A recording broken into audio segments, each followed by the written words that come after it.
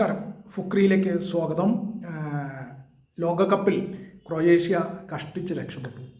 പനാമയ്ക്കെതിരെ 1 ഗോളിനാണ് ജയിച്ചത്. ഈ വിജയം പക്ഷേ 1 ഗോളിനാണെങ്കിലും അത് അനിവാര്യമാണ് ക്രൊയേഷ്യയെ സംബന്ധിച്ചിടത്തോളം. കാരണം ആദ്യ മത്സരത്തിൽ 2 ഗോളിനെതിരെ 4 ഗോളിന് അവർ ഇംഗ്ലണ്ടിനോട് തോറ്റിരുന്നു.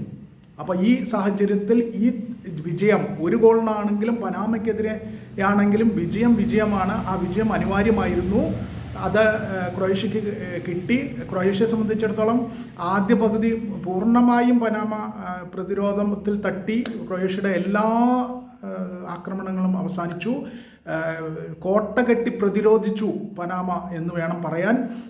എന്തായാലും രണ്ടാം പകുതിയുടെ 54-ാമത്തെ മിനിറ്റിൽ, കളിയുടെ 54-ാമത്തെ മിനിറ്റിൽ ബുഡിമീർ ആശ്വാസമായി ക്രൊയേഷ്യക്ക് വേണ്ടി ബുഡിമീർ ഗോളടിച്ചു. അങ്ങനെ ആ കളിയിലെ ഏക ഗോൾ 54-ാമത്തെ മിനിറ്റിൽ ബുഡിമീർ അടിച്ചതിന് ശേഷം വീണ്ടും ഇരു ടീമുകൾക്കും ഗോൾ അടിക്കാൻ കഴിഞ്ഞില്ല. പനാമ സമനിലയ്ക്ക് വേണ്ടി പരമാവധി ശ്രമിച്ചു, പക്ഷെ നടന്നില്ല. അതേസമയം ക്രൊയേഷ്യ ഗോൾ അടിച്ചു കൂട്ടാൻ വേണ്ടി നിരന്തരം ആക്രമണം നടന്നില്ല. 54-ാമത്തെ മിനിറ്റിലെ ആ ഗോൾ മാത്രമാണ് ഈ കളിയിലെ വേർതിരിച്ച ഒരേ ഒരു ഘടകം. ആ ഗോളിൽ ക്രൊയേഷ്യ വളരെ വിലപ്പെട്ട 3 പോയിന്റ് നേടി പനാമ ലോകകപ്പിൽ നിന്ന് പുറത്താവുകയും ചെയ്തു. കാരണം 2 മത്സരങ്ങളും അവർ തോറ്റിരുന്നു. ഘാനയോട് 1 ഗോളിന് തോറ്റു, ഇപ്പോൾ ക്രൊയേഷ്യയോട് 1 ഗോളിന് തോറ്റു. 2 കളിയും ഓരോ ഗോളിനാണ് തോറ്റെങ്കിലും തോൽവിയാണല്ലോ.